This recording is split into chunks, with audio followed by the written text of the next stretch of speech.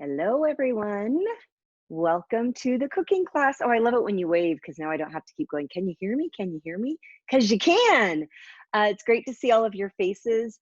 I have been in the kitchen for hours because you know me, I am a freaking overachiever. So this is going to be, I'm just going to put it out there. Sorry for people on YouTube. I guess I'm going to have to say rated R, but it's potentially going to be a shit show, you guys. Sorry, just true story. I want to do all the things. So we'll see how that goes. So people are still coming in.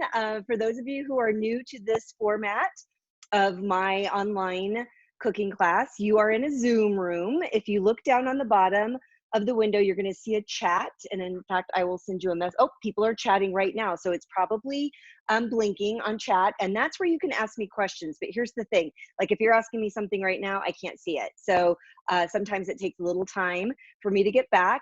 For those of you who are new to me, my name is J.L. Fields. I am a cookbook author and I teach vegan cooking classes here in Colorado Springs, or I used to teach vegan cooking classes and do private lessons in Colorado Springs. But as you all know, we've been home for a while and I haven't been teaching classes in the public.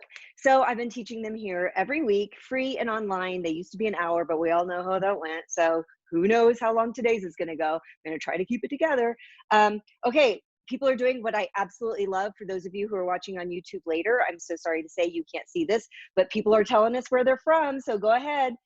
We've got California and Florida and Seattle and Texas and a lot of people that I missed. I'm actually gonna make my chat a little bit bigger. Okay, Columbus, Ohio, Wisconsin. So yeah, and something's really interesting is happening in the world right now, right? Like part of the country is opening up or people are in different phases. And it's a weird and wonderful and unknown thing. I'm still like not sure how I'm feeling about it.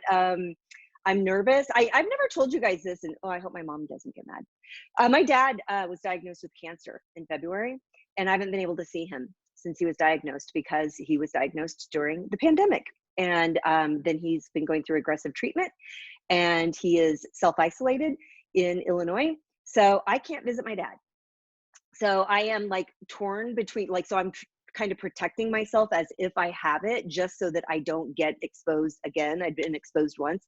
So that I can see my dad as soon as possible. So anyway, that's my long way of saying, as we're all starting to slowly re-enter the real world, new normal or whatever it is, who knows what it means, but thank you. Some people are sending me some private messages. Thank you about that. I can't believe I did that without crying. Hey. So anyway, when the pandemic started, I started teaching these classes. This is the 10th. Oh my goodness gracious.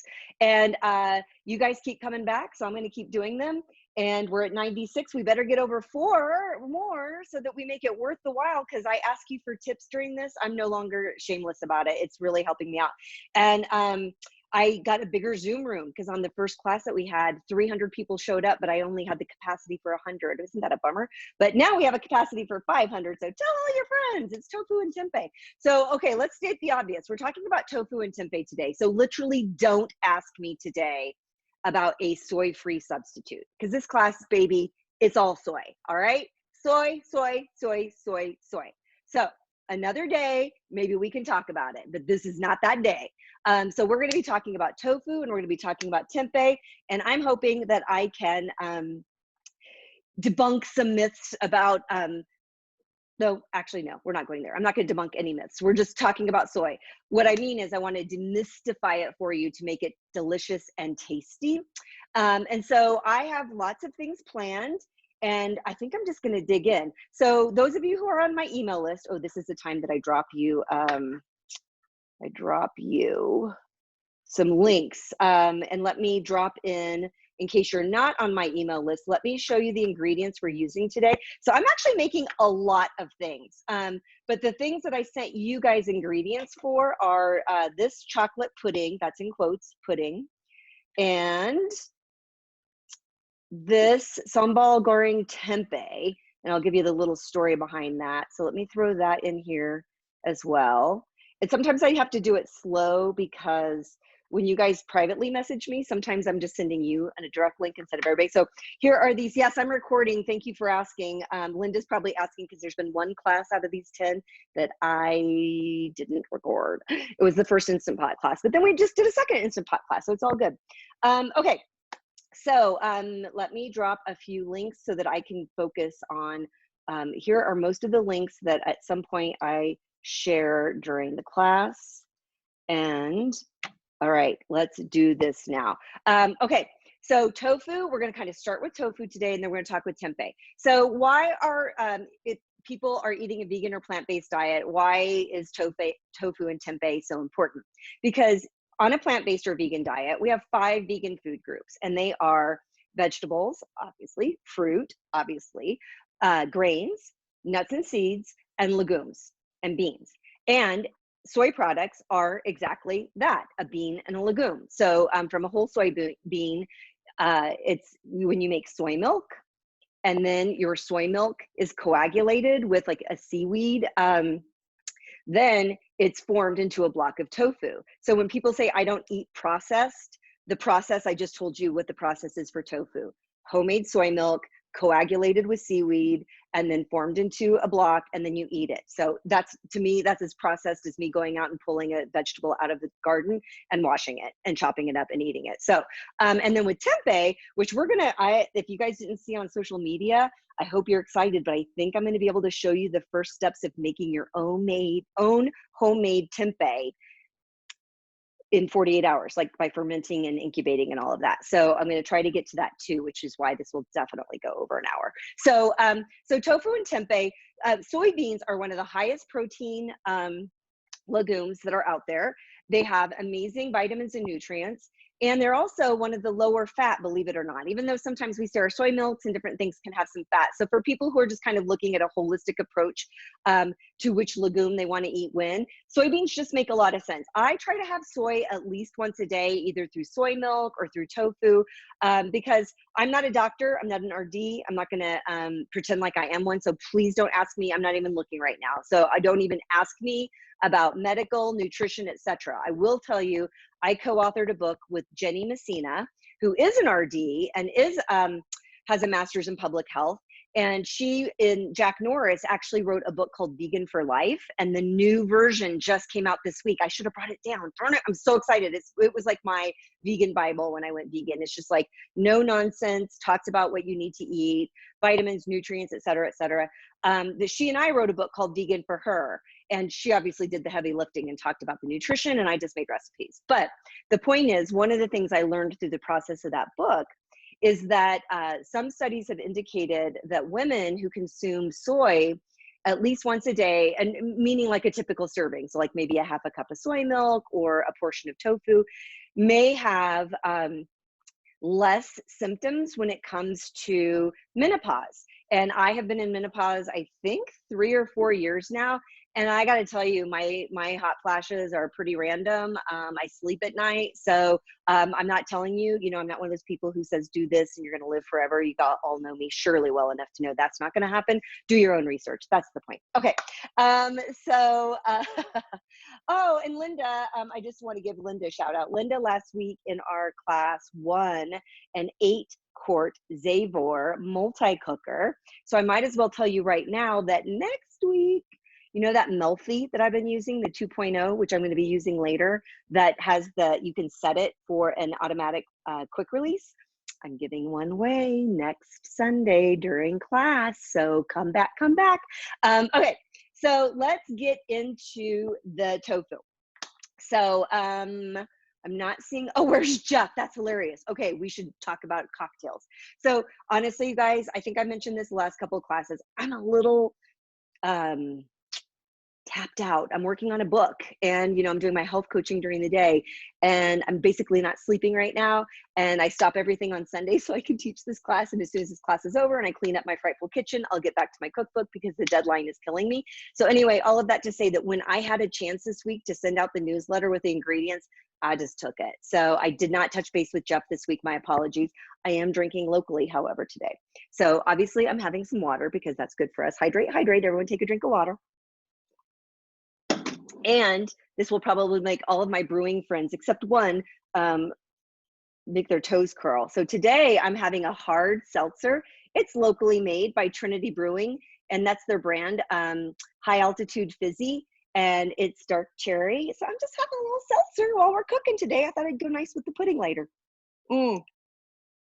I will tell Jeff, you guys, oh, that's so sweet. I know, Jeff's the best. Okay, yeah, I'll have to definitely get him back. Okay, so we're gonna do a couple things with tofu today. But before we do that, I wanna show you all different kinds of tofu that you might not be completely used to. I have so many things happening today that, again, especially for those of you who are new, I don't do the fancy kitchen thing. This is my house. I'm doing home cook style for you today. So this is a mess. I'm gonna try to make sure you can see everything, but I have a bunch of things out. So first I wanted to show you tofu that you're probably picturing in your head when we talk about tofu.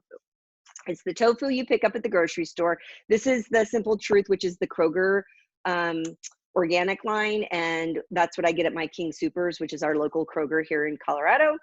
So you're probably used to this, right? So it's water packed. You get it in a refrigerated section, and then when you come home, you probably put it in the refrigerator and you try to use it within a couple of weeks with whatever the date is. What I do when I come home is I throw it into my freezer. Don't judge by how much tofu I have. So I have firm and extra firm, and these are solid rocks. So that's how I keep these for a period of time. But this, oh, I don't think that's close. They wouldn't be solid for long. This one was also solid, but I just set it out to thaw overnight. And so the reason that I like to freeze my tofu, there are actually two reasons. One is I can buy a lot of tofu in advance, have it in the freezer, and then just use it when I need it and not have to worry about the use by date, right? But more importantly, it's the texture after you've thawed it, and then you start to press it and drain it, that gives you this meatiness when you're frying tofu, or if you're baking tofu, or if you're air frying tofu. So this is what you probably all expect. And let's see, you pre-purchased my baking book? Is it for sale? Wait, Linda, is my book on Amazon? Tell me, I haven't seen that yet. Oh my gosh, okay, sorry, that just got very exciting. Someone said, wowee. Oh, we might have to stop and take a look at that. Okay, let's keep going. Focus JL, that was very exciting. My new baby. Okay, here's some tofu you might not be used to seeing. This is a shelf stable, well, that one's upside down. This is shelf stable in a box. So what I mean by shelf stable, this is not in your refrigerated section, although it's funny, sometimes natural grocers, I think natural grocers here in town, they actually put this in the refrigerated section. I think the only reason they do that is because they think that people don't know to look for it somewhere else, but it doesn't need to be refrigerated. So this is shelf stable. This is in the middle of the aisles at the grocery store. And this is usually in the international aisle, and it's usually with the Asian food. And so like where you find soy sauce and rice vinegar, you can find this. Now I will say that here in Colorado Springs, you cannot find it at our Kroger, or not at the one I go to, the King Soopers, but I get mine at Mountain Mama, which is right around the corner from me. I think I've also picked it up at Sprouts before. And like I said, Natural Grocers has it, but they might have it in the refrigerated section. So why would you want this kind of tofu, shelf stable? Because I keep it down here next to my can of beans, and it lasts for frickin' ever. So if I happen to be out of the tofu that we all know and love and that we're used to, then I always know I can grab one of these. So you know that this tofu you can usually get extra firm, and I think they'll say soft. And then Miss Soya has one that says silken. These are all considered silken, so the texture is different, but then they have variances of texture, which is soft silken, firm silken, and extra firm. Today for the pudding, we're gonna use the soft, but I'm here to tell you, I'll use any kind of the silken, and I don't really care, and the pudding comes out pretty well. In fact, I would go so far as to say sometimes the extra firm maybe even gives you more of a pudding texture. But true story, speaking of the baking book, let's see if I can find this. I'm doubling this today when we make it because my freezer is such a mess. Someday I should actually just show you how unorganized I am. So I have a tart crust that I par baked when I was writing my cookbook. And so I'm going to finish baking this off, and then I'm going to pour the pudding in it. and let it sit overnight. And I'm going to have a chocolate pudding tart to eat on this week. And that's why I'm going to double it today. So, so I kind of want the softer texture. I'm going to put this back in so I don't forget. And I hope I don't forget to bake it too, because I'm going to be a sad, sad girl. Okay, so that's just a little overview of tofu. Let me see if you have any questions about it right now. That's the release date, Linda. Thank you so much for telling me that my book is for sale. I haven't even been able to announce it to the world yet. Any quick questions about the two kinds of tofu before we start making one of them? Okay. You guys are already ordering my book. Man, my publisher, I'm going to get major bonus points for that.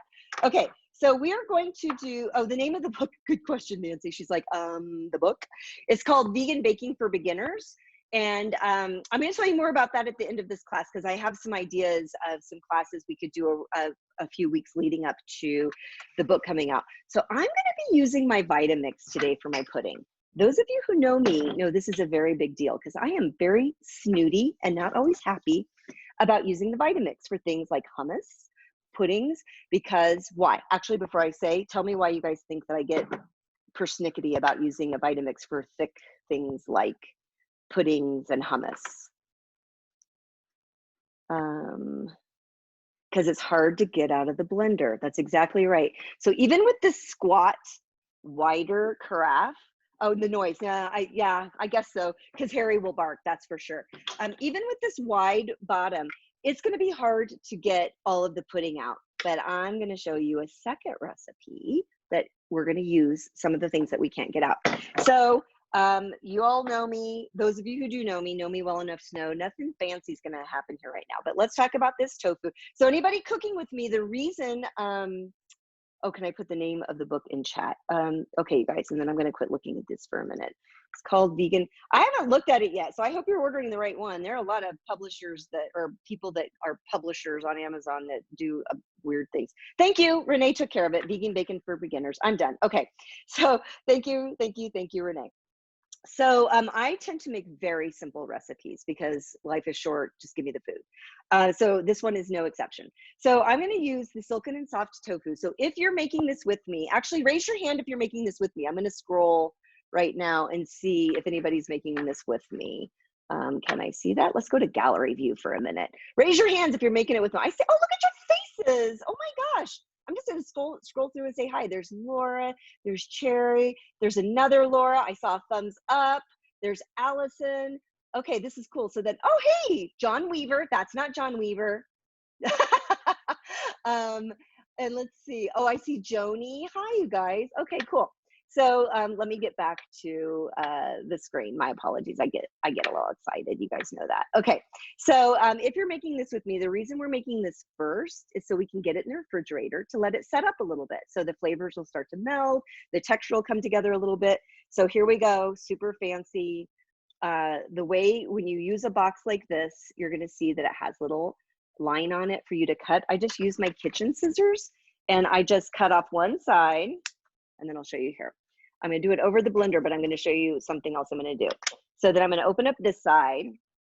And then I want you to kind of see the texture before. I'm doing this just so I don't make a mess. My dog will come lick all this stuff up later if I'm not a good girl. I'm finding out Sundays are his favorite. So this is what the texture looks like. I'm actually going to use a spoon so you can kind of see, because it looks different than probably what you're used to. So you see some of the liquid coming out, but I'm not pressing it. What would I press, right? Look how soft it is. So I'm just kind of scooching it out, and I don't mind the liquid in there because it's actually going to help bring this all together. So I'm going to move this down so you can start to see what's happening here. So now I've got my soft tofu in the blender. And then, so there we go, that's it. And now I'm going to add some cocoa powder. So I just buy it in bulk and I keep it in a jar. And I'm doubling mine, remember. So the recipe calls for 6 ounces, which is 6 ounces, which is half of that box I just used. So when you see that, I know sometimes people get irritated with recipes and they're like, thanks, why didn't you just use the whole thing? Well, you know why? Because then you'd be mad at me later when you had a big old thing of chocolate pudding and you ate it all one night and then you're like, I hate JL. No, that's not really true. I don't care, eat it all, it's tofu. But really it's because you can still then put the other half of this tofu in a baggie or in a jar and put it in the refrigerator and add it to a smoothie later this week. So there's tons of things you could do. If you were making a marinara sauce and you wanted to add like a creaminess to it on pasta night, put the other 6 ounces of this silken tofu in your marinara and just whisk it together as you're cooking it. And you just made it creamy. You just added protein to it instead of adding like meatless crumbles or something. So anyway, do what you want, but I'm doubling it. Okay. Oh, someone's asking about my shirt, I'll bet. Is someone asking, because I see it's from Herbivore, my old vegan shirt, which you can take it either way. I'm 54, I'll be 55 in a few months. So according to some people, I'm old. And I'm an old vegetarian. I've been vegetarian for 18 years and vegan for 10. And these days, who knows what that really means. Okay, so now let's get back to the pudding. So now I'm adding some maple syrup. So right now we have tofu, silken soft tofu. We have the Dutch pressed cocoa powder, and then a little vanilla extract. And then I'm going to blend it. And now here's the thing. It might be too thick, but I have a plan for that, so don't worry. I have all these things. Let me get this out of the way. And some tofu here. And let me bring this out. So this is going to be loud for just a minute, and we're all going to be fine. You might hear Harry bark. You might not. Unknown. Okay, so here we go and go.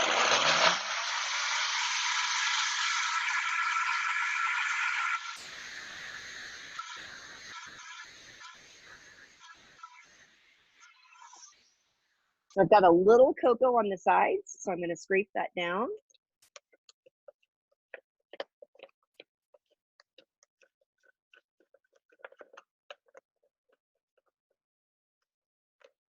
Okay, and I'm just going to do it a little bit more.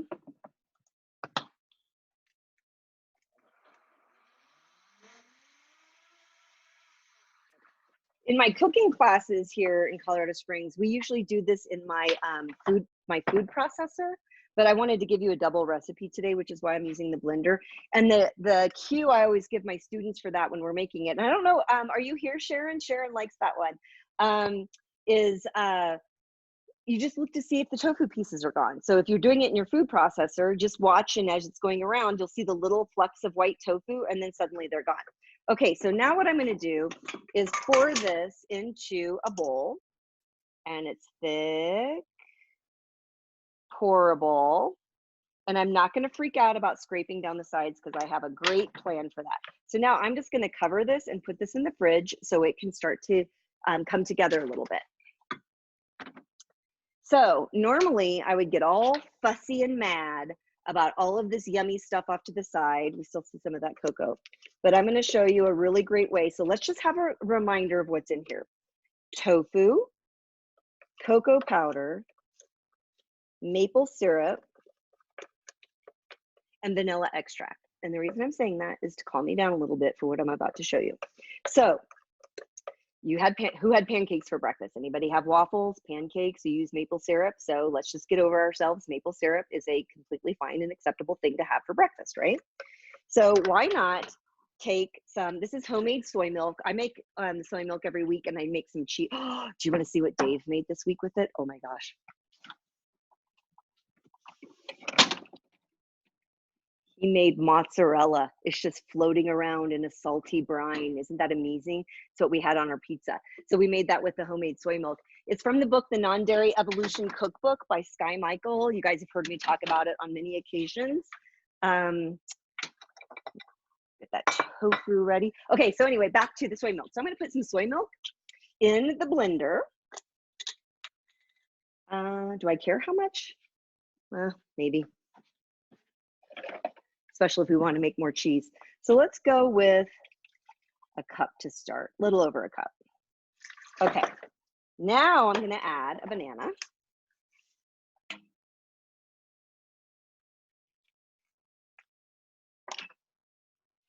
Now I'm going to add some frozen blackberries. Let's get that out of the way. Here.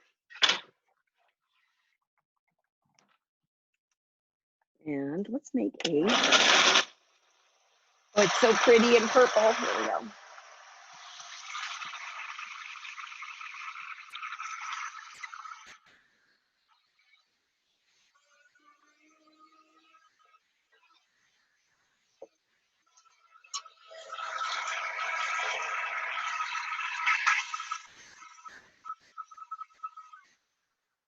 And then because I still have some chocolate there, I'm just going to shake it up a little bit. Then I'm going to take this, pour this in here.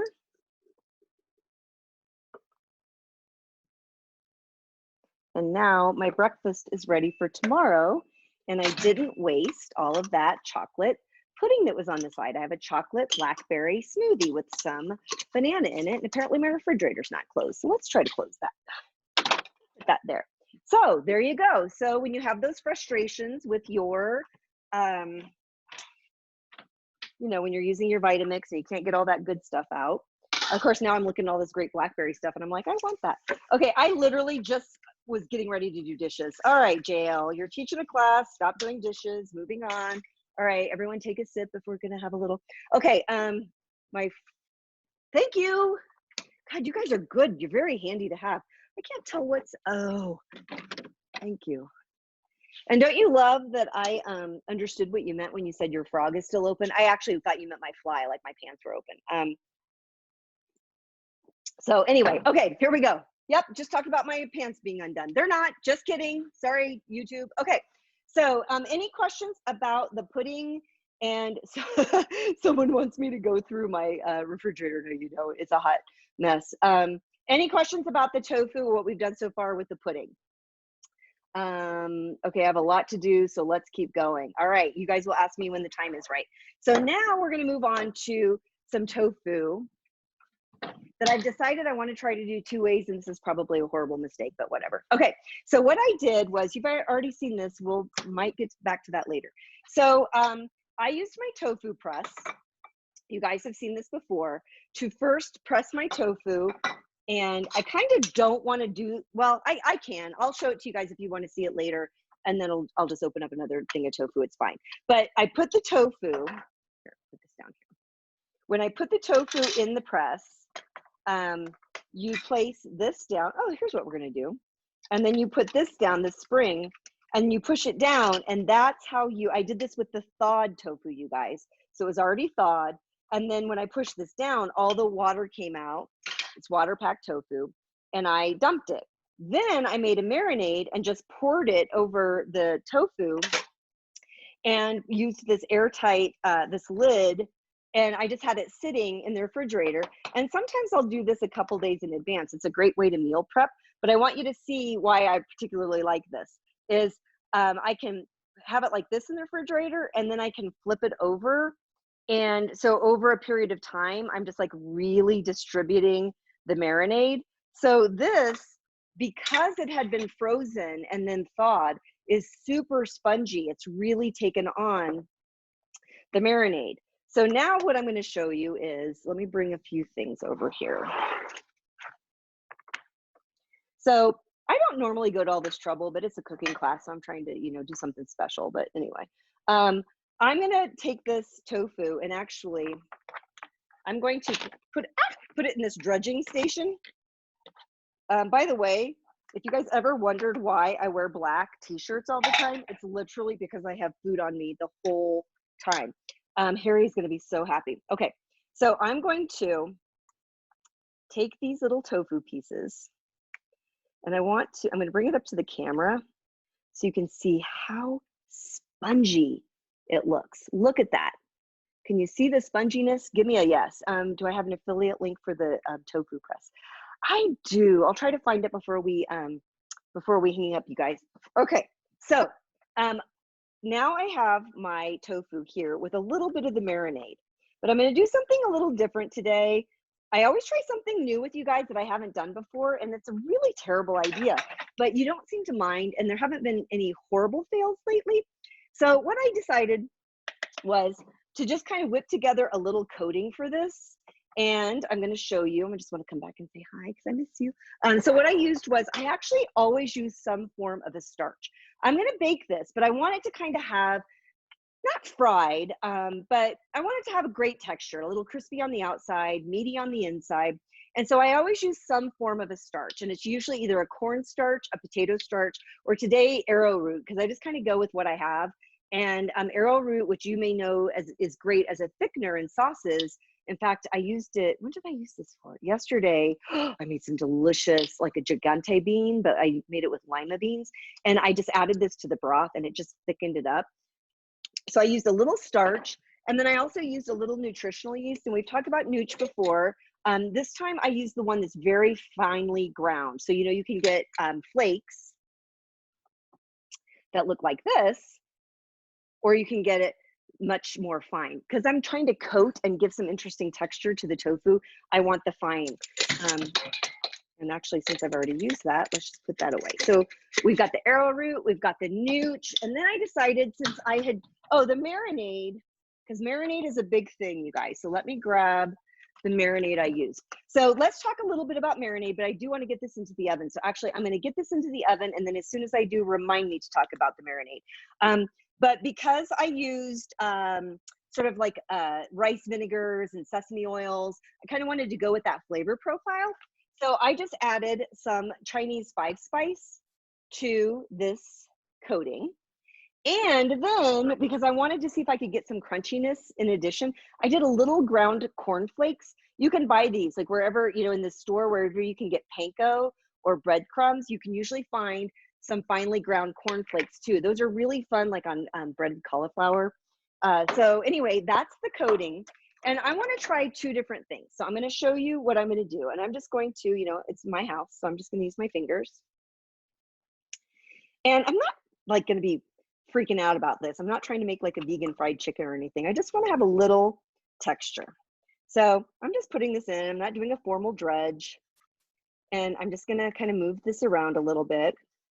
And it looks like you can see okay. And while I'm doing that, let's see. Did I grind the flakes? No, I bought them this way. The sponginess scares Adrian. Hi, girl. Is that really you, or is that fake Instagram account? My friend, it got like hacked or something on Instagram yesterday. So I just buy it ground, you guys, because you all know I'm lazy, but I also do sometimes also do my own, grind my own flour. So I guess I'm not that lazy. So I'm just kind of moving this around. But what I want to do is show you 2 different ways that I'm going to try to prepare this today. I'm going to show you the way, because I don't want to ever make assumptions about what appliances you have. Let's get rid of this liquid. So I'm going to just kind of keep moving this around a little bit. And again, I'm not going for a fried coated thing. I just want a little texture. That's why I'm not freaking out about it. Is it precise? So I'm going to put 4 of these, I think, in the oven, and then I'm actually going to sprinkle a few things here, but then I'm going to show you this other thing I'm going to do. So I'm going to take some of this, and I'm going to just take this. It's nice and goopy. It smells so good with the Chinese 5-spice. And then I'm going to quickly, I think I'm going to dust it with a little bit more nooch, just for kicks. Just for kicks. And then I was about to dust it over all of that, but that would just not be, who wants to waste their nooch, right? So I'm going to do a little bit of this. Okay, so now I'm going to put this in the oven. I have it on 400. And I'm going to tell you why that's a temperature I like for something like this in just a minute. But what I decided to do, since so many of you I know have air fryers, I thought, I'd air fry it. I'm doing the oven just in case you don't have one. So what I'm going to do, where did that pot go? I have so many things happening right now. I'm going to use this pot. And I'm going to use the Melty Crisp lid. You guys have seen me use that before. So you put this trivet here. I'm going to put this is an air fryer basket on top. And then I'm just going to put this over here. I'm not adding any oil to either in the oven or here because I used sesame oil in my marinade. So I want you to see what this is looking like as I put it in here. And then I'm just going to kind of take some of this good stuff and just sort of shake it over a little bit. And then I'm going to want those chunks. Man, I want a gravy. So I'm just going to put the Melty Crisp lid on it. I think I have to move the camera like, no, like that, I think. And I'm going to be over here. I'll be right back. Okay, so the way the Melty Crisp lid works is you just set this lid on top This whole thing I have over here is for homemade tempeh if I ever get to it, I swear. Okay, so I set this on top. So just to help you see how these work, you don't need it to be in your pot. If you're using an Instant Pot, a Melty, or a Zaber, you just need it to sit on top of the pot. So I'm gonna do 400 for, let's do, I'm gonna do 10 minutes. So this is good, and then I'm gonna flip it over at 10 minutes, and I'm actually gonna set the timer here also for 10 minutes so we can flip it over in the oven. Now let's talk about the marinade. Okay, and are there any, okay, Tim for air fry, I'm doing, oh, you know what, that's a great question. Thank you, I'm so glad you asked. I did not adjust it. I prefer, when I'm air frying my tofu, 350. And the idea is slow and low. I want it to cook from the inside out. And then the last 5 minutes, I'll do that for 20 minutes. And then the final 5 minutes or an additional 5 minutes, I'll bump it up to 400 to get a little crispness. So that's what I prefer. Since I'm also baking it in the oven and I'm gonna see if this texture thing kind of works, I'm doing 400 because we've talked about this in the air fryer class, but I'll just remind you that if you are taking something that you usually made in the oven and you want to air fry it, you would reduce the temperature around 30 degrees. And you should, oh, I just saw a dog. That's the cutest thing ever, Kimberly. And then you reduce the cooking time by about half. I don't think that's going to necessarily work here, but I'm just playing around with it. So whatever. So for those of you who are paying attention, and if you're going to bake it, I'm doing it for 400. I'm going to turn it in 10 minutes and then go for another 10 minutes in the oven on 400. I'm going to turn the tofu in the air fryer in 10 minutes and it's on 350. So will the metal bowl get too hot to handle or burn the counter? That's a really good point. Yeah, it will. And so I think that's why I have this over here and I didn't put it there. So thank you, Bobby.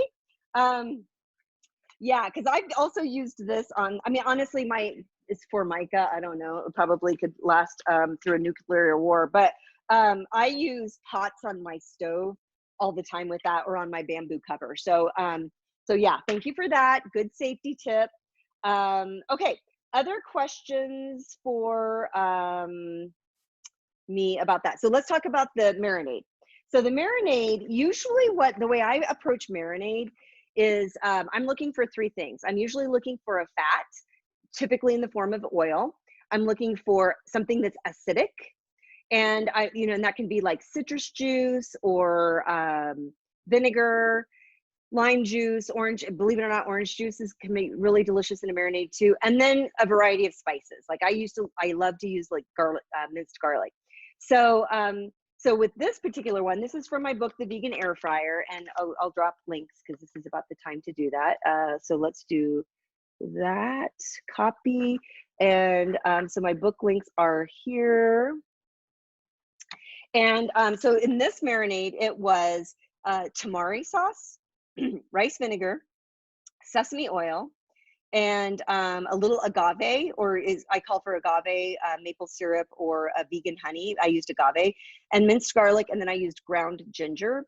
And so what you notice is I've got the rice vinegar and the soy sauce kind of give me that salty, citrusy, and then the sesame oil, and I'm talking a smidge all. I mean, I use like maybe a teaspoon on an entire block of tofu. But because of that, I didn't add any oil to the pan with the baking, and I didn't add any with the air frying either.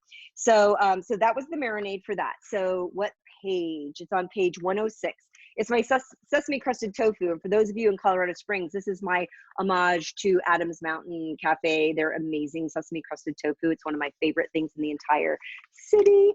Okay, so that's the marinade. So now let's start talking about this tempeh. So who is, say so in the chat. Are you making this tempeh recipe with me? Just curious. Okay, I got a lot of no's and laters. Cool. All right, I'm just gonna cook. All right, so I'm gonna make this old school on the stove. And I'm going to tell you a little story about it as we get going. So this is going to get, I have this because I got oil in that skillet, y'all. I got my cast iron skillet out. So this is a recipe also from the vegan air fryer. I'm trying to decide how hot I want this. Let's start there. And it's my friend Seth Tibbet, who is the founder of Tofurkey. He is the one who told me about it. He and I did this event in Washington, D.C. years ago. It was a whole thing with people during Expo East, and we were bringing people in to talk about soy foods, and it was a whole seminar, or like an hour and a half presentation on tempeh. And he talked about the history of it, which tempeh is an Indonesian food that is fermented. There's a culture that you use with it, and then you bury it underground, oftentimes in banana leaves, wrapped up, and it gets moldy. That's what tempeh looks like. And so this is a block of tempeh that I bought. This is Light Life. So this white that you see, this is spores. It's, you know, it's the good stuff. And so what the package looks like that I bought, this is Light Life. I'll get whatever brand. West Soy, I absolutely love too. It's just been hard to get at my grocery store for the last couple of weeks.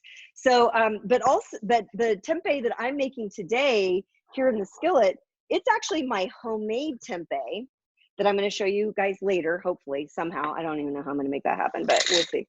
But I made that marinade, the recipe that I gave you guys, and that's how I got this has been marinating for over a day.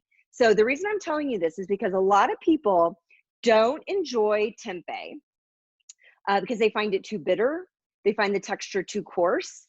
And so sometimes it needs a little help, either in the form of steaming or a really good marinade. And by good marinade, I don't mean like the seasoning. I mean, that's important too, but I mean like a really good amount of time. And I actually learned this process from my friend, Michael Suchman. He and Ethan are the Vegan Moes, and they wrote the book NYC Vegan. And Michael told me that on Sundays, he takes tempeh and just puts it in a bag in the fridge and just lets it marinate all week until he's ready to cook. So that's what I did here. But notice you're not seeing cubes. This recipe, the sambal goreng, is actually a traditional Indonesian food that if you were walking down the street, you could go to a little food cart and you would get it like we get boiled peanuts or something here. And it's crunchy and it's like a snack. And so I took my homemade tempeh and just crumbled it into this bag and then poured the marinade over it. And that's what I'm going to fry. And let's see how this is doing. I'm seeing some questions. Ponzu sauce is, I don't even have ponzu sauce. I didn't use ponzu sauce. Okay, this is going to get real loud, a little scary. Everything's fine. Okay, so I'm going to use, I don't use the stove very often. I'm such an air fryer girl. I make this in the air fryer, but I just thought it'd be fun to try this. But it's going to get, I want it to be really hot because I want it to get this nice crispness. So I want you to see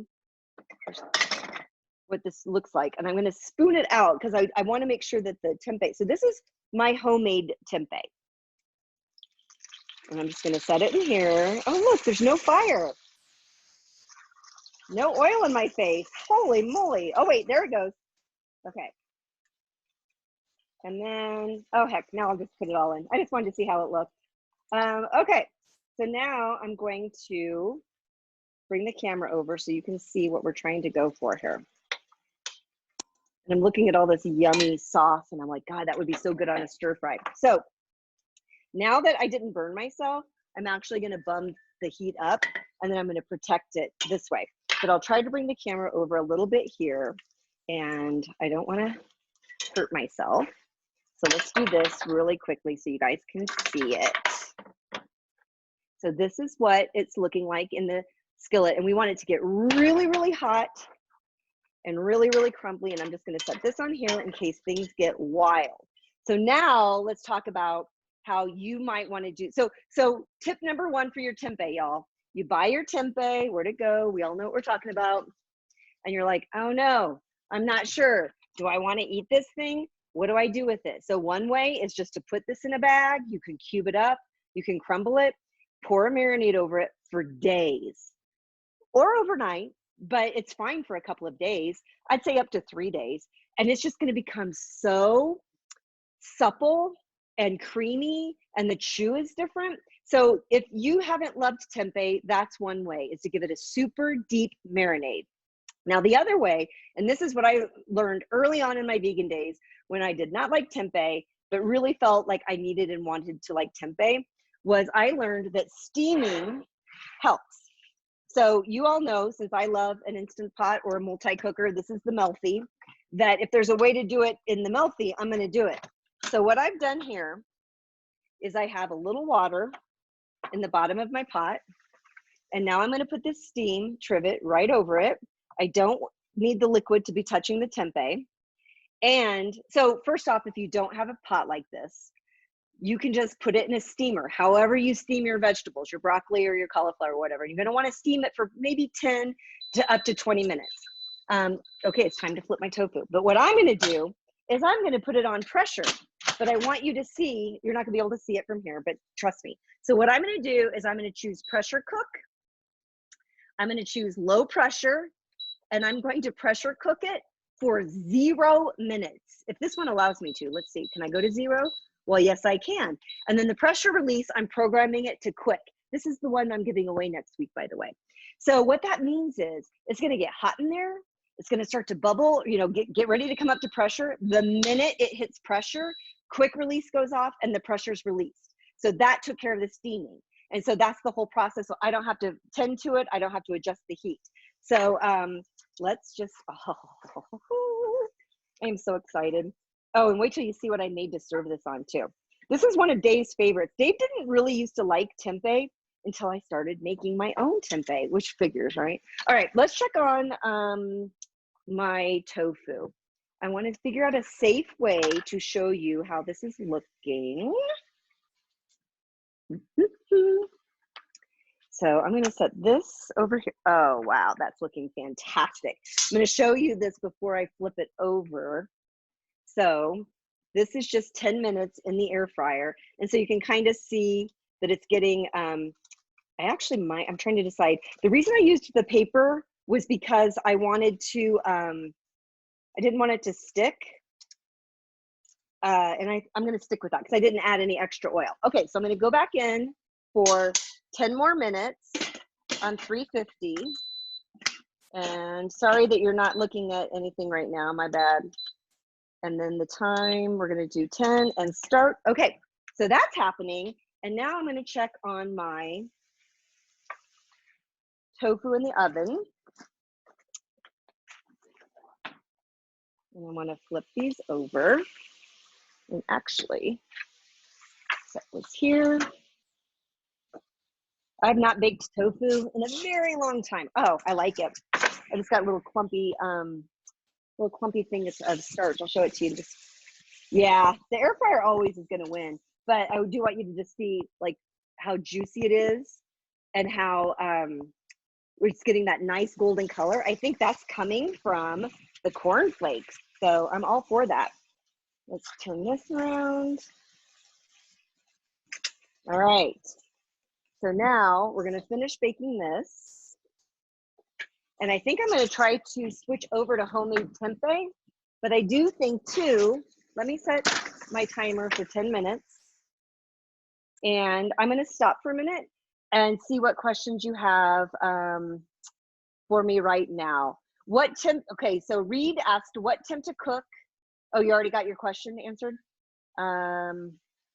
So right now I'm looking at questions. So if you have questions for me, I can answer them. Oh.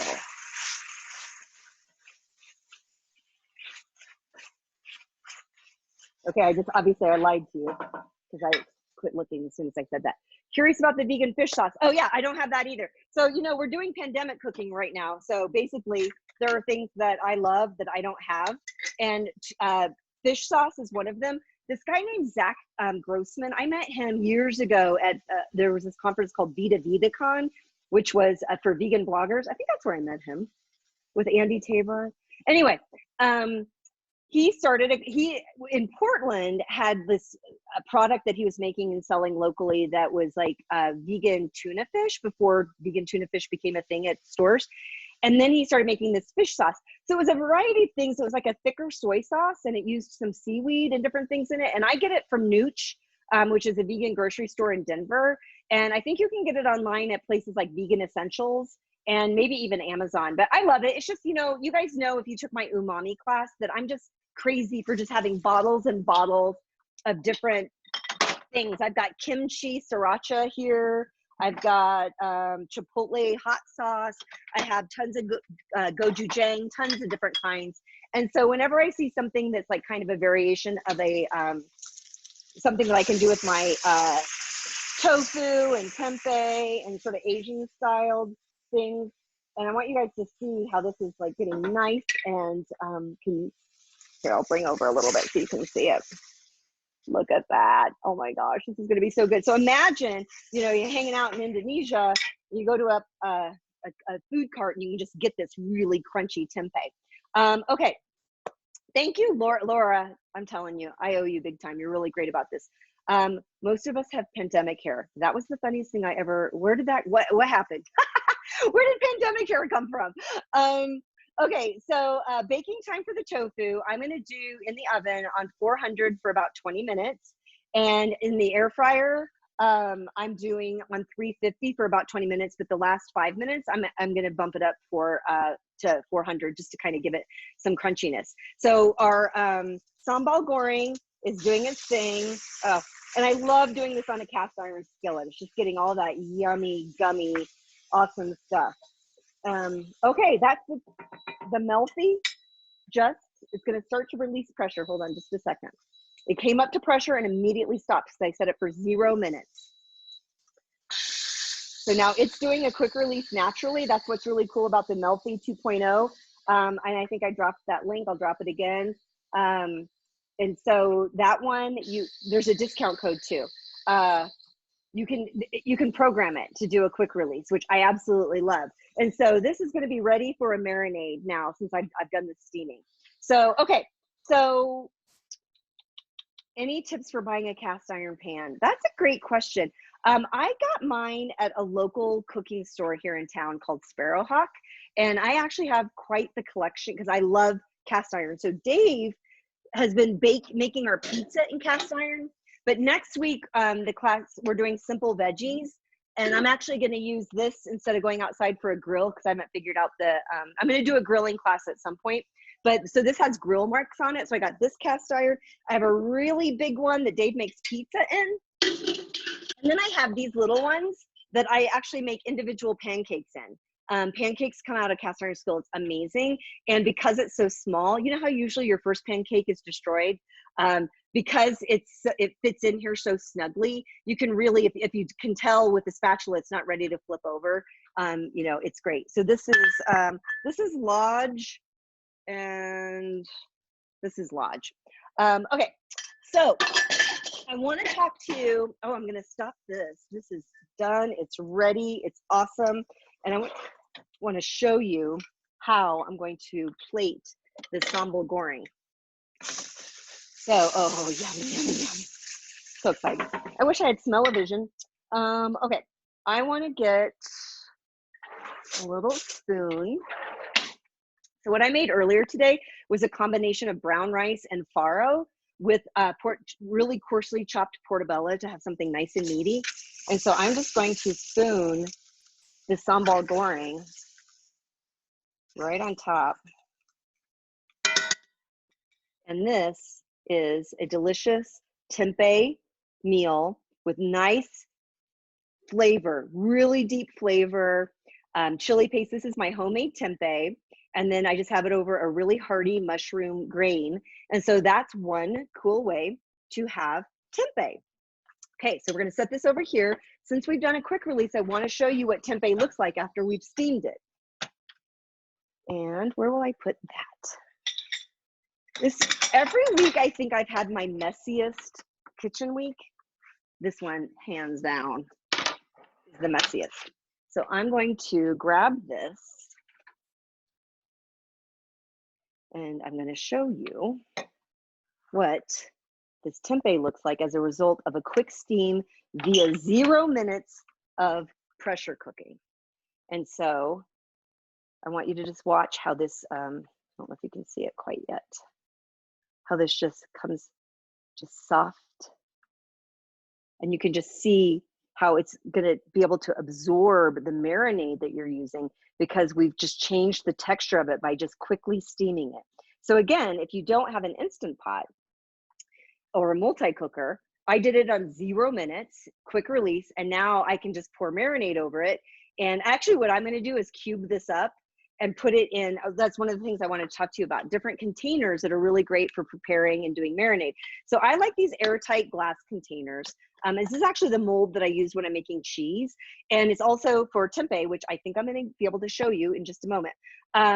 But I like to use these, I can just cube up the tempeh or tofu, and then I put enough, especially if I'm going to marinate it for several days, I might double the marinade recipe if I'm following a cookbook or even my own recipes, so that the marinade comes all the way to the top. Because if I'm going to let it marinate for a couple of days, especially after I just steamed this, it's going to just drink it in. And you saw on the tofu how brown and how much color it took from the marinade. That was because it had been frozen and then thawed. It became a sponge. And I know somebody had said it kind of freaked you out because you might not like the texture. You might not. Some people have a thing about texture. I love it. I came for the meaty flavor and the texture. So anyway, I will end up taking this tempeh, cubing it, and putting it in this container, pouring a marinade on. And then in a couple days, I'm going to dump it in the air fryer and then just air fry it up real quick. So when I marinate, or when I air fry my tempeh, I tend to do it on 330 for about 12 minutes. And then again, I'll bump it up at the end just to get sort of that seared and kind of crunchiness that comes with it. So let's see, can you do that in an IP? Do you mean the mushroom? Oh, is that Goldberry? Who's asking the question about, can you do that in the IP? Tell me what you mean. And someone asked, is the mushroom grain recipe in your cookbook? Hi, Goldberry. The mushroom grain recipe is sort of in my cookbook. So this was from Vegan Pressure Cooking. I don't know if I would be able to find it. Of course, I didn't bring that one over. I have a recipe called mushroom rice. And I need to drink water. I'm about to cough. Excuse me.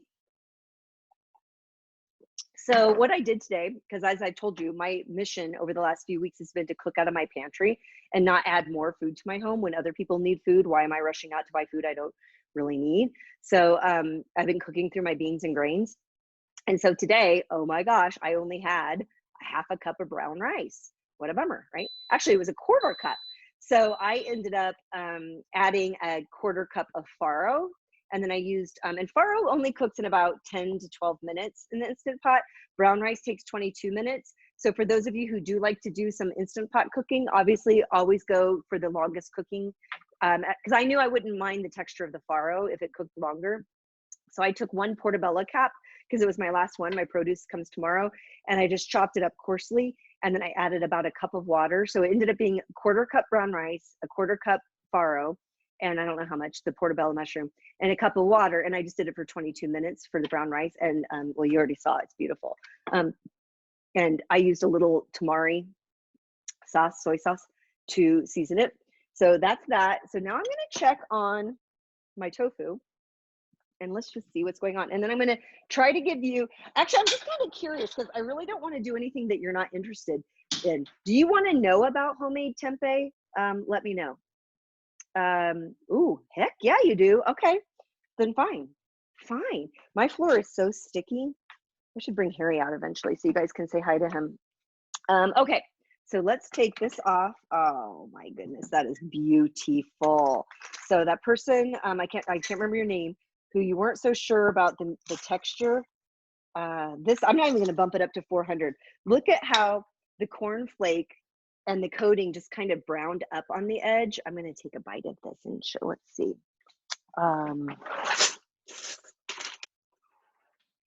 Let's just cut into it. So I want you to see what tofu looks like after you've cooked it, when it's been frozen and then thawed. It's got this meatiness on the inside, this little bit of crunch on the outside, and I'm going to see what I think.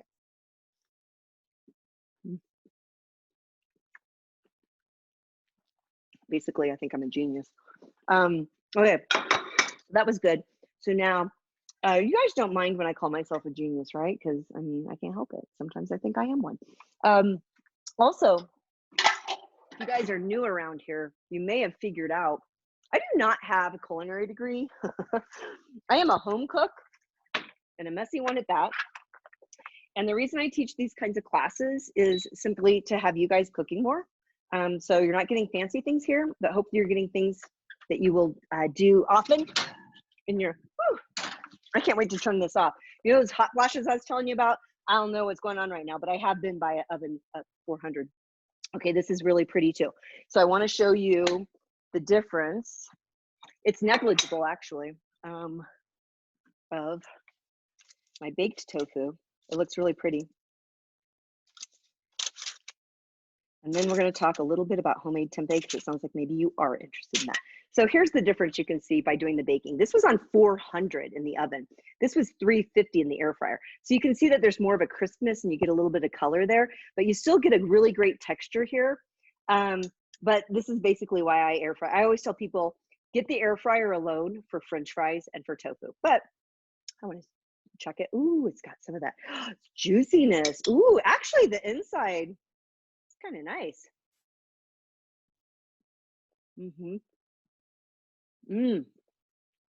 All right, this was a great test. You know what?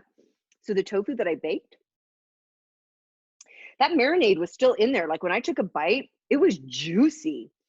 So that's actually really enjoyable. I'm a texture girl too, and the crispier, the better for me on the outside and chewy. So my preference is the air fried, but I got to tell you that I don't know if you can see that when I pressed down, like the juice just came out. Okay, I'm very happy. All right, so now let's talk homemade tempeh. I don't know how I'm going to do this, but I'm going to try it. And I don't know why I decided to do it, but I just thought earlier they probably want to know. And if they want to know, I have to give them everything. So here we are. So let's talk about it first. And I'm going to be honest with you. I'm not going to be able to show you the whole process for a variety of reasons, but I want to talk you through it so that you can see that it's not so scary. I think it's time for a little hard seltzer. You notice I always pour a drink for these and then I'm always just cooking and talking the whole time. So cheers if anybody's having a little drink. By the way, dark cherry seltzer, there's just nothing wrong with that. Okay, so homemade tempeh. Oh, Laura, is your friend having a little drink with me? Okay, and you are too. Okay, yay. Okay, good. All right. So what's homemade tempeh? So we've already talked about tofu and tempeh. So let's do a little recap. Both are made with soybeans. Both are made with whole soybeans. Tofu is soy milk, and I've made it before. In my soy milk maker, I made soy milk, and then I pour it into a pot, and I get it really hot, and I add nigari, which is a seaweed, and that's a natural coagulant, and then I pour it through a cheesecloth into a mold, and I let not getting moldy. That's tempeh into a mold to form it, and let it press. And then I did that in one day. You have to make 2 batches of soy milk, by the way, and so that took some time, and then I fried it that night for dinner, and it was probably one of the most accomplished things I'd ever felt. I was like, oh my God, I made soy milk this morning, and then I made tofu, and I just air fried it, and it was freaking amazing. And guess what? I never made it again. Y'all, that was a whole Friday of my life. I mean, obviously there was a lot of time where it was just sitting in the sink getting, forming, but I'm just here to say, I'll buy that. But tempeh is a little bit of a different story. So tempeh, well, because Seth and I were talking about it. Seth did it. So when we were at this thing at Expo East, and he's like, tempeh is really not that hard. And I'm like, come on. And it turns out it's not. So I'm going to show you the ingredients to make tempeh. So the ingredients are, oh wait, did I use all my soybeans? One moment, please. I always have soybeans. I always buy a 5-pound bag of soybeans from a company called Laura Soybeans. And I get them, they're in Iowa, and I buy them if you buy them from them direct, you have to buy a bigger quantity. So I buy them from Amazon, but they fulfill with Amazon. And I've spoken to the owner before, and he's fine with you ordering through Amazon. So dry soybeans that I put in the Instant Pot or multi-cooker or, whatever, for 1 hour if you're sea level. I did it for about 1 hour and 15 minutes because I'm at 6,000 feet. And so I just put in 2 cups of dry soybeans with 5 cups of water into the, my door just rang. I don't know why, it's Sunday, and my dog's now barking, my apologies. So I cooked those, and it's been doing a natural release. But before I get all like crazy with all the things, I just want you to see, it's okay, Harry, honey, it's okay. So what other ingredients do you need? You make your soybeans, and then you use a culture. So I'm going to show you 2 different ways. You could order this tempeh culture from Cultures from Health, but I think this packet itself was like $9 or something like that. So then I started doing some research, and I found a company, let's see, they are in Belgium, and I spent $15 on this huge bag of culture. And I have had it for 2 years, and I just keep it in a jar so that it stays fresh. And so this for me was super cost effective. So think about it. I buy a 5-pound bag of soybeans, non-GMO organic soybeans, and that is $16.99. And I did, the first time I ever used that bag, I think I kept it somewhere, it's in my notes somewhere. I made a list of all of the things that I made, and then I price compared to where I usually grocery shop.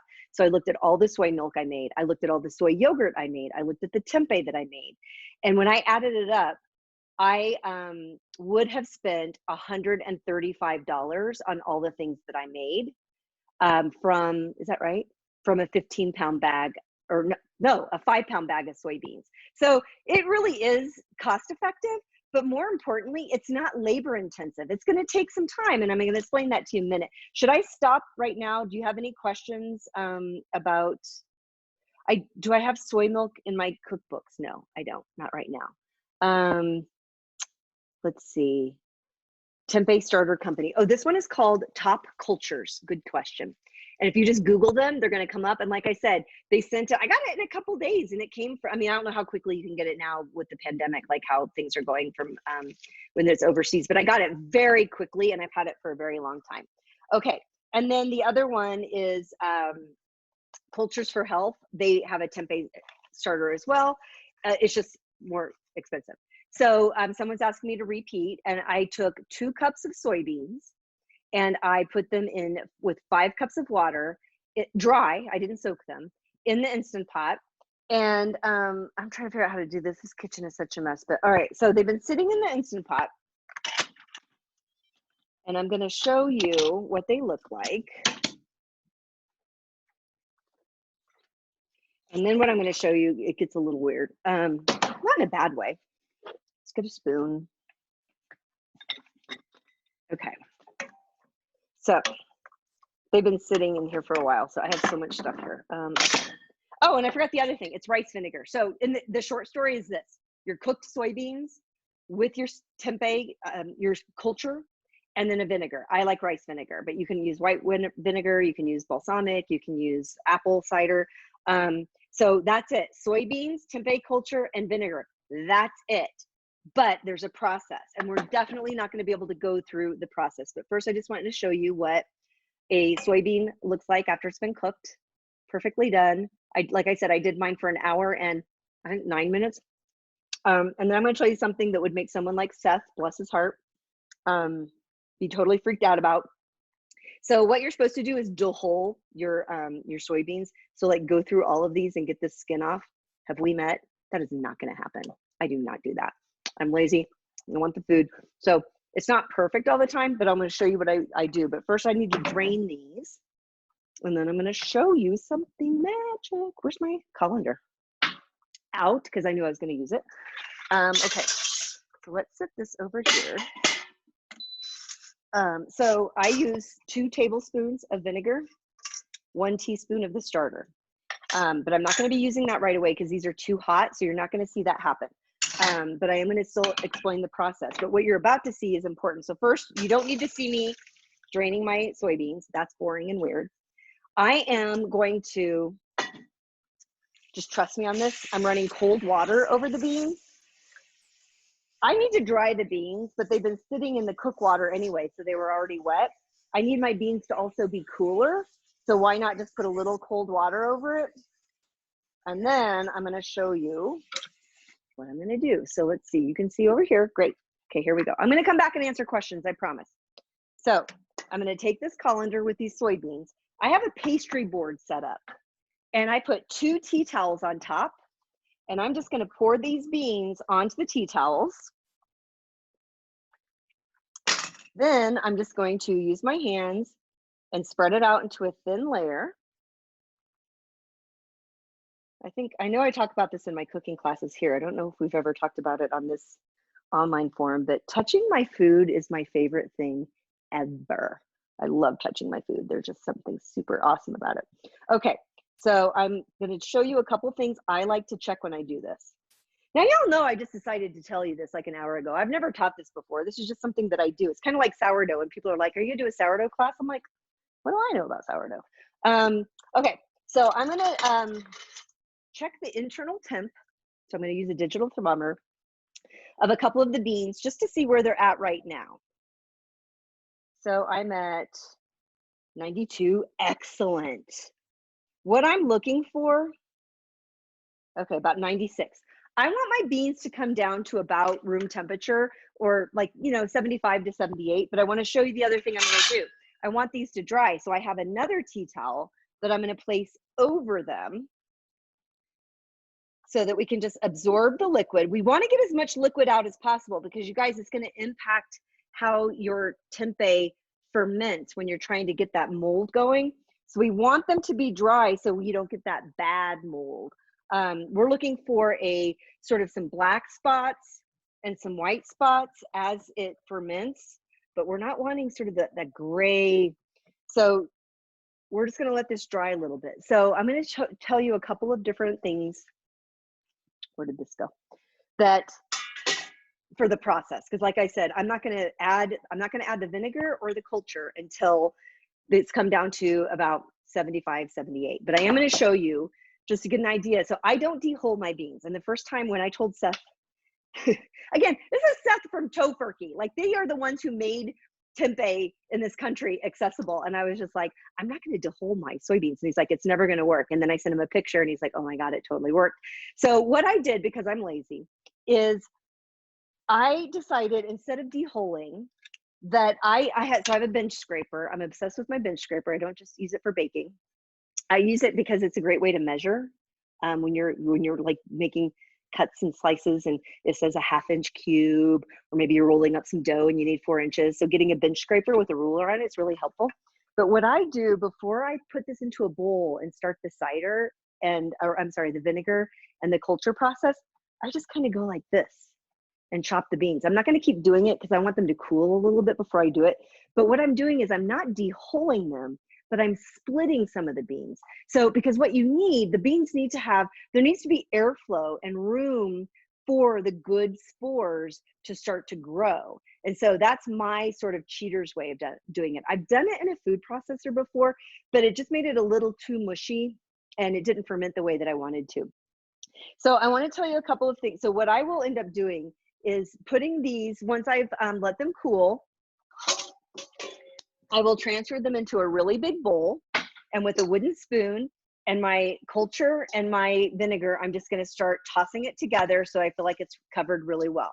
Then what I'm going to do is, if you don't have a digital scale in your kitchen, I highly recommend it. It's great for baking. If you are doing sourdough, it's a really great way to feed your sourdough starter by weight versus measurement. But I do this because we know that if we bought tempeh, where's the tempeh? If you bought this Light Life, it is 8 ounces. No, it's 6 ounces. So what I do is I make my tempeh in a glass square. So it will look like a square block of tempeh that I would get at the grocery store. When I first started doing this, I used plastic bags, and you can do that. You can use like, the airtight zippy bags. And then what you do is you have to put holes in it so that air can flow through for the tempeh to grow the mold, right? So if you put it into, so what I would do is I would measure out, I do like 6, 7, or 8 ounces. I just wanted it usually to be the same amount. And then as soon as I had that, I would put that into a plastic bag, and then I would just kind of form it into a square. And then I would take a skewer, and like every couple inches, I would put a hole in it. And then that one package would be ready. But then I just started doing this. What'll happen is the white mold will grow on the bottom and it will grow on top. And it doesn't seem to make sense because I said you need airflow, but I just started watching YouTube videos, and there's this amazing woman who lives in Indonesia, and this is what she uses. And I'm like, if she's using it, I'm doing it. But the reason I like these too is because I used to try to make my tempeh in the Instant Pot on the yogurt function. So if this is new to you, how are you fermenting your tempeh after we do the culture and the rice vinegar? It needs to be in a warm environment for 36 to 48 hours. And so, you know, if you lived in, lived somewhere tropical or somewhere where you could set it outside, right? Or you could bury it under the ground and it would be the right temperature if it was up at the top of the ground. So here, I use a bread proofer, and I might pull it out and show it to you guys. It's kind of cumbersome, but I want to show you, for those of you who don't have a bread proofer, the temperature you're looking for is you want to be right around 90 degrees. I kind of look for 85 to 90 degrees. And the way I know is throughout the 36 to 48 hour process, I'll continue to put the thermometer into a bean to see what the temperature is. There were times in my bread proofer that it was way over 90 and I didn't want the bad mold to form. So then I would adjust the temperature on that. You can't adjust the temperature if you're using the yogurt setting of your Instant Pot. So you just kind of need to know that. But I do want to show you how. Do I have any left to show you? I do. Okay, so how would you do this? You would take a steam trivet, even though it's the yogurt function, I don't want you to set that tempeh on the heating element, right? So I want it above that. So just by even using this little trivet, then I could take my first square of tempeh and set it down. And then I could make a second one and set it down crisscross. And I'll show you. So there's airflow happening, right? But here's the thing, you can't put any more than 2 in here. This is an 8-quart and the lid is not going to close. So that is one of the limitations of doing the yogurt function. So what you might do is half the recipe that I just did. So do 1 cup of soybeans, do 3 cups of water, and then after it's cooked, do half a teaspoon of the culture and 1 tablespoon of the vinegar. And then you could get 2 nice little squares. You probably end up getting about 18 ounces of tempeh. I double it because I put it in a bread proofer. So I can put 4, 6, or even 8 of these in at one time. And then I've got tempeh ready to roll. So I have, I'll try to put a link when I do the blog post with this video of some of the process that I've done before. I've put this on Instagram and different places. But basically, you're letting the tempeh ferment and grow this good mold for like 36 to 48 hours. It varies depending on the time of year and how warm your house is as well. And then once that happens, what I do is I boil salted water on the stove. And as soon as I take it out and I submerge it, and it stops the fermentation, it stops that process. And then I don't have to steam it later because I already gave it that sort of that boost of kind of making it a little bit more supple. So then I let it cool on a baking rack. And once it's cool, I put it in an airtight container and keep it in my refrigerator for up to 5 days, or in my freezer for up to 6 months. So you can make a big batch of tempeh and have it last for quite some time. So that is the very sort of loosey-goosey approach to tempeh. I've asked you on many occasions throughout this last hour and some if you had questions for me, and then I never answer your questions because I move on to something else. I'm literally going to stop right now and say, do you have any questions about tofu, tempeh, homemade tempeh? Let's see. Does bean setting work? Goldberry, if you mean the bean setting to cook the soybeans, possibly. It depends on the multi-cooker, on what they do. Usually on most of mine, if I click beans, it automatically defaults to 30 minutes and I would have to bump it up. But no, it has to be the yogurt function if you're making tempeh, because you're fermenting this. So in the same way you're incubating your soy milk with a probiotic to turn that into a fermented probiotic food, you're doing the same thing with tempeh. So it must be on the yogurt function so it can incubate for a consistent period of time on about 90 degrees. What should I look out for to make sure it's not moldy, bad, and harmful?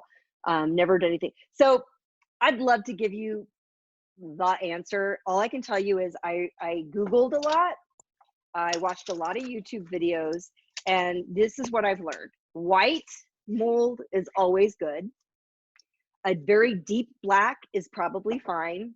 The gray, not so much, and that might mean you went too far or it was too hot, and it could start to smell. And if it doesn't smell good, it's not good. But you need to know how tempeh smells, because what you think is good and what I think is good might be something different. So I mean, if it just smells spoiled, it's gone too far. Now I will tell you that remember when I told you that I tried to de-hull my tempeh in a food processor, and it just got a little too mushy and too much liquid, frankly. So I had it in my bread proofer for about 24 hours, nearing 36, and I was not feeling optimistic about it. It was still white, but it wasn't consistent through it. So you know what I did? I took it out and I froze it. And I was like, you know what? It's still a soybean, and it had the healthy part of it. It didn't like make the cake, tempeh cake that I wanted, but I didn't want to waste it. So I just started using that. I kept it in the freezer, and I just started using it as ground meat, vegan meat. So I did salvage that, but once it's gone too far, it's over. But if your instinct is starting to tell you maybe this isn't going as well as I thought, stop it and then just do something with it. Throw it into a bolognese sauce, make a bolognese sauce from it. So if you don't have a proofer or the yogurt function, is there another way?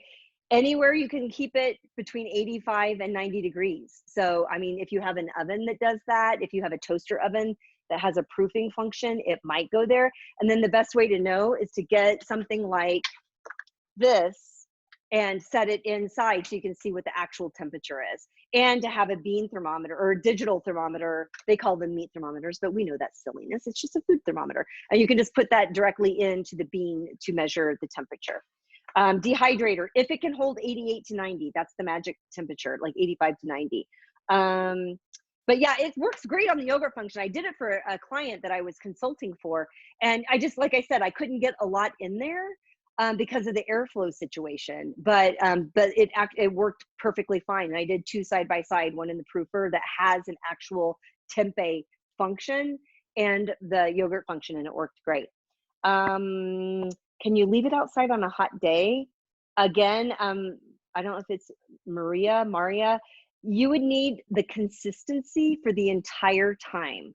So if you had it somewhere that was 88 degrees and then you took it somewhere else that was 88 degrees and you kept moving it around and it was always 88 degrees, maybe, but you're really looking for a 36 to 48 hour consistent temperature of 85, 88, 90.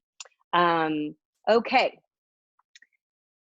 Any other questions? So I really went over, we should look at the tofu pudding and see how it's doing.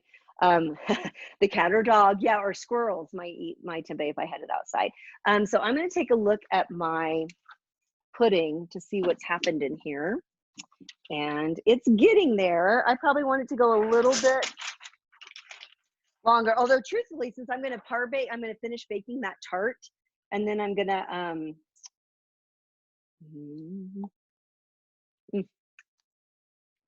seriously, you guys, you have to make this. And definitely, if you don't have silken soft, do firm, do extra firm, just do silken. But when I pour this into my tart crust and let it sit for about 24 hours in the refrigerator, it's going to be amazing. I don't know what I did with my lid. Did I just leave it in there? That is hilarious. Seriously, what is happening in this house? All right, what questions do you have? Shall I tell you about next week? Or let's see. Pudding was good. Added peanut butter. Oh my God, that sounds amazing. When do you steam tempeh and when not? Okay, so first off, great question, Renee. You don't have to steam tempeh at all. I can eat it out of the package now. I like this stuff. But when I first started eating it, I just didn't like the texture and I found it to be a little bitter. So I chose to steam it. And then when I saw how much it really absorbed the marinade, I was hooked on it and I loved the texture of it. When I started making my own tempeh and I finish it off with that boiling process, it does the same thing. So for me, I rarely do it. And then frankly, what I do most of the time now is that first marinade I showed you earlier, which is I just put marinade on my tempeh right out of the package and leave it in the refrigerator for 24, 48 hours. And it gets nice and soft and supple and creamy as a result of that. So it's really up to you. Like if you decided right now, you know what, it's almost 2:30 Colorado Springs time. I want to grill some tempeh tonight and I hadn't even thought about it. That's when I would take it out of the package, steam it, put some marinade on it, and let it go for a couple of hours and then grill it, because that steaming is going to help that marinade process move it along a little bit. So I hope that answered your question. I added vanilla extract to the pudding. Yep, that's on one of the lists of the ingredients. Extra firm, Marinade is excellent. Like I said, that's one I use in my classes a lot, is the extra firm, because it definitely gives it more of that pudding thing, and it is excellent for a pie and for a tart. It's incredible. I don't like tempeh slime. Does steaming take that away? I'm not gonna lie, Linda. uh, your tempeh shouldn't be slimy. I mean, you saw that when that light came out, it was a hard cake. There was no sliminess there. So is that something you consistently find, or did you buy tempeh once and it was slimy and then you decided you didn't like it? Because if that's the case, I think it just might have been tempeh past its time. Um, Yes, Kimberly asked if I find tempeh at the local Kroger, which for us in Colorado is King Soopers. Absolutely. And even during all of this, there was 1 week early on when we got our shelter in place order, where they were out of tofu and tempeh. But for the last several weeks, I've been able to find both, and it's right next to the tofu in the refrigerated section. Do you have a recipe for the tart crust? Yeah, it's in the book called Vegan Baking for Beginners, coming out soon, July 7th, apparently. But you know what? But speaking of that, how do you make soy milk? I have a soy milk maker. I'm actually just gonna throw up these links again really quickly. I have a soy milk maker. It's called Soya Joy. So it looks like a carafe, but it also has a blade in it. So I think of it kind of like a pressure cooking, like it pressure cooks the soybeans and then it macerates, and then I just strain out the okara. So I make soy milk every Sunday or Monday, and then I have it for the week. And I try to make soy milk yogurt with it in my Instant Pot, but it doesn't thicken up. But I just consider it like a probiotic drink, and I use it in my smoothies. Do you freeze your tempeh immediately when you bring it home? I do, but not for the same reason. So it was a great question. So someone asked, do I freeze tempeh? I freeze tempeh, but not for the reasons I outlined for tofu. So to recap, I freeze tofu for 2 different reasons. One is I can buy a bunch of tofu. You know, like sometimes at Costco, they have that box of that House Foods tofu with a bunch of it in. Throw it in the freezer, then I don't have to worry about the use by date. But I also freeze my tofu when I'm going to be baking it or air frying it, because I like the texture. So those are the 2 reasons. For tempeh, I just throw it in the freezer so that I can have a bunch of tempeh on hand and not worry about the use by date. But it doesn't change anything in the same way with the texture that tofu does. Someone's asking about the okara. If you don't know what that means, okara is the pulp when you make soy milk. And so when you strain the soy milk, you strain it through this. You would pour the soy milk through this into like a mason jar or a measuring cup. And then what's left here is the pulp from the soybeans. That is called okara, and that is delicious, tons of nutrition in it, lots of protein. And so I have bags and bags in my freezer of okara. I add it to veggie burgers. I add it to porridge, to oatmeal. I've added it to granola when I'm making just some homemade granola with some nuts and some rolled oats, and I'll throw it because that's a little wetness for it. So those are some of the ways I use it. Can you make soy milk in the Instant Pot? I've never tried. I was going to try to do it for my book, Vegan Pressure Cooking, and I tried once. So that's not true. I did try once. With soybeans in the pressure cooker, those skins can come off and they get really foamy. And that can be one of the more, I was going to use the word dangerous. We'll go ahead and use it. Dangerous things to make in the Instant Pot, because it could get lodged up there and then you could have some issues. So my editor was a little concerned about giving a recipe to people who might, you know, blow up their kitchen. So I did not do it. And therefore, no, I have not done it, because then I just bought a soy milk maker. You mentioned weighing the homemade tempeh. Why do I do that? You know what? Simply to have the same, so if I have all these soybeans, I want to know how many ounces of soybeans do I have? Because if I'm going to make 4 tempeh cakes, I'd like them to be 4 consistently sized tempeh cakes. So then if I'm following a recipe that says 1 block of tempeh, I know that I've roughly somewhere between 6 or 8 ounces of tempeh. I have the Ace blender made by Instant Pot. Don't love it. People who are asking, the Ace blender is the blender that cooks, and it does. It also blends, but it doesn't blend like a Vitamix. It never macerated my kale the way I wanted to for smoothies. And with the function for cooking, you have to be very careful and particular about how you layer your food, because I was making a creamy tofu and vegetable soup, and the tofu I put in first and it completely scorched and stuck to the bottom. So I had to start swapping around some of the ingredients, and then I was like, Mama doesn't have time to think that stuff through. So I just kind of gave up on it. So Let's talk about next. What can a vegan do who can't eat soy? Eat a lot of other beans that have protein. Soybeans are a bean, so there are tons of beans. And so drink milk that's not made from a soybean. It could be almond, it could be cashew, it could be hemp, it could be oat. And eat beans that are black and chickpea and pintos and kidneys, and just avoid the soybean. Can we get the Tofu Affiliate Express? You guys are so sweet. Hold on, let me just see if I can pull that up really quick. While I'm trying to pull that up really quick, let me tell you about next week's class. So next week we're going to be doing two things. Tofu Express. I love that it comes up right away. It knows me so well. Amazon, you know me. Here it is. So next week we're going to start with a demo, and it is going to be simple spring veggies. And what we're going to do, I will get this. Sorry, I need to set this up really quick. I'm going to go here and hit that. That link that I just gave you to Amazon is for the Tofu Express. And then some of you are very cute. You send me private messages and you ask me to do the tip link, and I will. So if anybody's inclined, I'm going to continue to do these free classes. I do accept tips. This is the link. I help them pay my Zoom account every month, and more, like buy all the ingredients and make my house a mess and not work for 5 hours.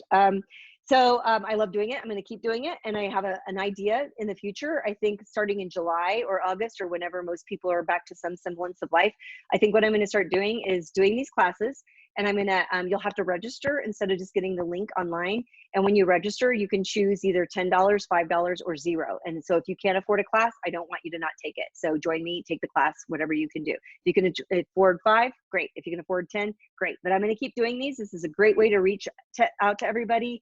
I love teaching. I love knowing that we're all kind of cooking together. So that's the plan. So back to next week, I'm going to we're going to make a grilled romaine salad, and then we're going to do a red pepper flake zucchini saute, because a bunch of us are getting these green leaf lettuces and we're getting our zucchinis in our CSA boxes. And so I just kind of want people to get ready for spring and for the vegetables and to see how simple it is. But then we're going to transition into, I think I'm just going to sit down. I might even go into another room, actually sit down during this. And it's going to be a ask me anything. So like kind of what we were just doing, like soy milk and okara and all these things. It can be absolutely anything. But I think what I'm going to do is on my newsletter list, which let me give you the link to my newsletter, is when I send out the ingredients this week, I'm going to also send out a survey, an Ask Me Anything survey, so that I can be ready, right? So it gives me a little chance to prepare. This is my newsletter list. So when you sign up for my newsletter, you'll get an email from me either Wednesday or Thursday this week that'll tell you what ingredients to buy so that we can cook together. But then also I'm going to ask you to do a survey and let me know your vegan cooking questions. They can be anything. And so, and I'm doing that because I'm part of a group of people. There's an initiative called Meatless in May, and it's to support the workers at the factory farms and the plants, the meat plants, who have been forced to go back to work.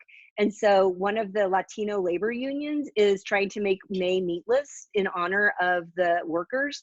And so I went through the Main Street Vegan Academy, and I'm a vegan lifestyle coach and educator, and myself and many, many others who've gone through the academy, we're all doing free vegan services in May and June, so that we can make it easier for people who are wanting to stand in solidarity with the workers. And we have information also in Spanish. So if the workers themselves who have been part of this disenfranchised group are trying to learn some things, that we have this in Spanish as well. And so next week I thought would be a good week just to kind of be like, what do you want to know about vegan cooking? Let's talk about tofu. Let's talk about how to make beans delicious, like, whatever it is. Or you can ask me more questions about the Instant Pot or the air fryer. Do I have a link to the Meatless May info? If you go to the Main Street Vegan Academy, I think it's mainstreetvegan.net. Up on the toolbar, there is a tab that says Meatless May, and it also links to the labor unions initiative as well. Thank you for asking about that. What was the vegan lifestyle coaching? So Victoria Moran, who wrote the book Main Street Vegan, started an academy in 2012. I was one of the first people that went through it. It was a 46-hour training. It was a week long on all aspects of veganism, so that we could go back into our community and help people learn how to cook, live, shop, be vegan. So I've been a vegan lifestyle coach and educator since 2012. And a couple of years ago, I took the 3-day master training as well. Okay, so one last thing. So you guys know about my book. Oh my gosh, I want to look and see what my book looks like. Anyway, what I'm going to do in June is, we're all friends now. We've been doing this every week. So you want to hear how things work in the book biz? Let me tell you. I'm gonna have a little drink of seltzer. So the publisher has high expectations of me promoting my book, and I do it gladly. And one of the things is basically like this 6-week build up to the book. And so it's like send out a newsletter every week. Well, big deal. I'm doing that already. And I'm telling you to come take a cooking class with me. So I'm going to do that. But I am going to do a couple of vegan baking classes, which I think is hilarious because it's coming out in July. Perfect baking weather, right? But anyway, I kid. And if my publisher's watching, I love you. You guys are the brilliant people. I'm sure July is amazing, which by the way, everyone's baking right now. So the timing could not have been better. Thank you, Karma. I'm trying to do something with the pandemic. So since everyone's baking anyway, but anyway, I'm going to be doing a couple of things, and you won't have to have the book because the book won't even be out until July. But I thought I'd do one class just kind of like on not just baking, like it'll be like vegan eggs and vegan dairy. And so it'll just give you some tips on how to, swap out some of the things that you usually or used to use that were animal based. So I'm going to try to find a way to make a connection so that I'm making my publisher happy, but also continuing sort of this ongoing broad based approach to vegan cooking so that you're feeling more equipped when you're at home. So that's kind of the plan. We'll see what happens in the Ask Me Anything next week. So let's see. Are there any other questions? Nancy, did you post that publicly, Nancy? You can. She's organizing Plant-Powered Meat Month in July. You sent that to me privately. Oh, you're the one who said I can't cut and paste anything. I don't know if I can either, truthfully, but let's see what happens. I'm going to try to post this for you, Nancy, and if it doesn't work, then I'll just give everybody, no, it didn't work. That's to my newsletter. So Nancy has an initiative called PlantPoweredMeatMonth.com, online promo for restaurants and professional chefs to showcase meaty and other vegan meals and foods. So hopefully that helped, Nancy. So you guys, it was kind of all over the place, but no one's surprised. You're here every week. You know that. Did you get some tofu and tempeh tips today? Do you feel a little bit more empowered to make tofu and tempeh? Please let me know. Oh, somebody asked if I have the written recipes for, they came from my book, and I can't give out all the recipes to my books or else my publisher will never work with me again. So that's why I gave the ingredients. And so some weeks you've noticed that I give you full recipes, and sometimes I give you ingredients and we cook together, and I hope that you understand. Okay, guys. Well, I want to thank you so much. All right. So once again, 1 hour and 40 minutes, man, it just keeps getting longer and longer. But I have so much fun with you guys, and I always get a lot of food rest for the week. I'll give you one link one last time. These are for tips if you'd like to leave a tip for today. And as I said, I'm going to keep doing these classes on Sundays, and in one way or another, and they will always be free in one way or the other, because I have loved doing this, and I hope that you are safe where you are. And I'm going to, actually, since this is pandemic cooking, I'm going to tell you about an epiphany I had today. You may not care, it has nothing to do with veganism. As I mentioned, I've felt very protective because, like I can't go see my dad right now. And so like I do all the things that they tell you to do, wear a mask, curbside takeout only, blah, blah, blah. And now I'm seeing all these people who are just like, screw it, I'm done with it. And they're like in, parking lots at breweries. And like this brewery actually told people to F off last night when they said that they felt unsafe. And I was really mad. And then I thought about it this morning when I woke up, and I was like, there are so many things to be mad about in the world that has nothing to do with me. If people feel comfortable in doing that, I mean, although there is some responsibility, like if I run into them 2 weeks from now and they were there and then they give me something, okay, I'll be mad about that. But the point is, let's control what we control, right? And so it's important to me to continue to protect myself and to stay at home as much as I possibly can. And I'm able to do that. And I understand the privilege behind that. And it's up to me to be pissy or mad at other people if they're not doing it the way that I would do it. And I just don't think that's going to win anything. And so I've decided to just try to like take a deep breath And then if I see things online where people are doing things like that, I can just make a mental note and say, you know what, that's one place I won't go because it doesn't look like it would necessarily be safe for me. And that could be another month away from my dad. And when I see a business that's doing things that I think are safe and good for the community, then I get to say, I'm going to go support them and thank them for that. And that's way more productive and effective than me just being mad and wanting to rant about it on social media. So that had nothing to do with vegan cooking, and I just thought I'd share that with you. And I think you're all awesome, and I hope I see you next week. And as always, thanks for cooking with me. You guys have no idea how much I look forward to this every single week. You have given me a ray of sunshine and hope every Sunday. And thanks, you guys. I'm reading all your notes now. Oh, someone said that they dislike tempeh and now they're inspired to eat it. Victory! Oh, Old Vegan from Herbivore Clothing Company. I'm gonna have to buy new t-shirts. I was going through today and I almost repeated and I was like, oh my goodness, I've gone through 10 of my favorite message board t-shirts. So I might have to do a little shopping, which is really good for Compassion Co. and the Compassionate Closet and for Herbivore Clothing. So who knows what I'll have on next week, but you can bet it's a t-shirt, probably black, so I can pour food all over me, and definitely something vegan. I love you guys too. You're the best. Aw, Sharon, you are so sweet. Thank you so much. Okay, yes, thank you. I will do that. I will do this one last time, and then I'm going to say goodbye. And you guys are wonderful. And if you make any of this food, please tag me on Instagram, Facebook, wherever. I am JL Goes Vegan, and that is also my website. And okay, I'll see you guys next week.